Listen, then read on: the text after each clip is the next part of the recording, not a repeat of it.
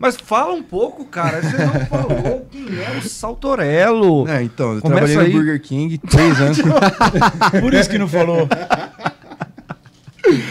Não, eu já sempre fui jogador de futebol minha vida inteira. Eu pensei que ia ser isso a minha vida desde criança. Sempre tive esse dom que Deus me deu de ser atleta. Meu primeiro clube eu tinha 13 anos. Trabalhei muito para chegar nesse nível, porque quando você começa, você não é bom de nível de clube. Você só é bom jogando na escola. Na escola, é. Interclasse, é o melhor da escola. Mas quando você chega já numa escolinha, num projeto formador de atleta, você se iguala. Que tem o melhor de todas as escolas. Entendeu? Aí, outra tipo, pegada, aí, graças a Deus, eu conheci um projeto que formava atletas. Desde o meu segundo contato com escolinha de futebol. E aí, pagando a mensalidade, na época era São Caetano, depois virou Tolentino Esportes. Mas depois de muito tempo, mas era São Caetano, a gente disputava os campeonatos amador da várzea de base. Então, tipo, eu tinha 10, 11 anos, e disputando em vários campos de Osasco, tudo terrão, até que chegou as oportunidades de ter os testes. Nos primeiros eu fui reprovado, eu era atacante. Imagina você atacante, mano. Não, porque você, mano, saí da escola. Queria ter visto você atacante. Eu achava que eu era bom, só que eu não fazia gol. Tinha alguma coisa Ia errada morrer de então, fome. né? Aí o meu treinador teve a visão, eu era mais alto eu já era um pouquinho mais forte que os moleques da minha idade. altura lá de atacante. Mudou, vou colocar você no basquete. Mano, aí ele pegou e falou assim, era uma escolinha, eu pagava pra estar lá. Falou assim, eu vou te colocar de zagueiro. Aí eu fiquei puto, mano, ia treinar puto.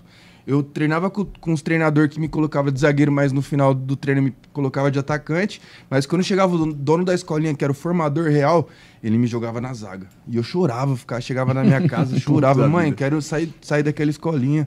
Eu sou atacante. Aí ele chegou num dia... Eu não faço gol, mas eu tinha 12 anos, mano. Mas eu queria ser atacante, fazer gol, tá ligado? Você viu o Ronaldinho Gaúcho, você viu os caras. E aí ele chegou na minha mãe e falou assim, ó...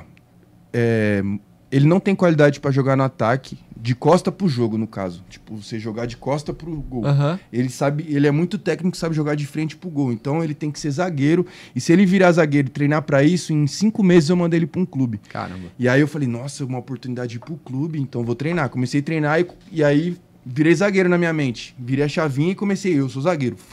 E aí treinei pra ser zagueiro, fui pro Atlético Mineiro, passei. Joguei no Atlético Mineiro na base, Atlético Paranaense.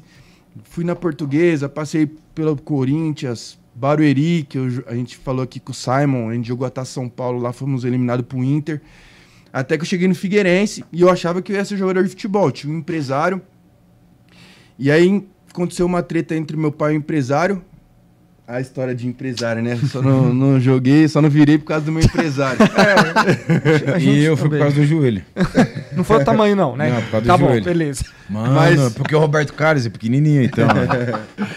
E foi algo que, tipo assim, foi em 2014, no Figueirense, e eu tinha na minha cabeça assim, até os 20 anos, se eu não tiver ganhando grana, eu vou largar o futebol. Eu pensava assim. E eu achava que com 20 anos eu ia estar na seleção, ganhando dinheiro. E eu só joguei em time grande de verdade, tá ligado? Uhum. E aí meu pai tretou com o meu empresário. Se eu tivesse talvez, pensando assim, se eu tivesse talvez continuado com o empresário, talvez eu sairia do Figueirense e ia pra um clube.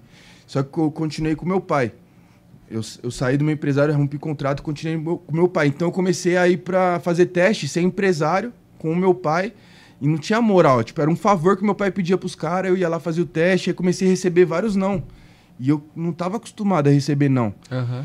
E aí já envolveu a cabeça, né, porque você perde a infância jogando bola, eu ficava bravo, meu pai gastando dinheiro comigo e não tinha retorno, aí fiquei 1 ano fazendo teste. Eu falei, tem que fazer alguma coisa, vou parar. Só que antes de ir no Figueirense, eu vinha pra São Paulo na 25 de março, comprava joias, comprava relógio, boné, perfume e vendia lá no Figueirense. Eu comecei a ganhar, tipo, 4 mil reais a mais do que o meu salário. Caramba, vendendo as coisas. Vendendo as coisas que eu usava pra mim. Eu comprava pra mim, chegava lá e vendia. Aí eu falei, nossa, mano. Tem um negócio tipo, aqui. eu sou de Osasco. Sou de São Paulo. Os caras lá de Santa Catarina não tem esse acesso. Eu vinha pra cá, minha mãe sempre teve loja de armarinhos, fazer cachecol, lã, e eu ia com ela pra 25, ela me soltava lá, eu ficava sozinho, eu conheço tudo lá na 25, conhecia, né? Hoje eu conheço um pouco, mas na época eu frequentava muito. E aí vendia lá e ganhava mais, tá ligado? Aí quando eu parei de jogar, fiquei parado, ia fazer teste em um lugar, fazia teste em outro lugar, eu não tava ganhando dinheiro, tava só gastando. Falei, mano, eu vou parar, vou me dedicar a empreender. E aí eu larguei a bola assim e comecei a vender. Aí me dediquei. E aí eu vendia joias. E eu falei assim, mano, eu preciso fazer alguma coisa, porque um artista, que eu não posso falar o nome, nosso advogado não deixa, mas tem uns 20 milhões de seguidores hoje. Na época tinha 1 milhão. Ele me pegou um produto comigo pra fazer parceria, só que ele não postou. E aí, pra gente que tá começando, tipo, querendo ou não, 300, 400 reais era uma grana. Eu falei, mano, eu não posso ficar vendendo coisas que não é minha. Aí eu criei minha marca.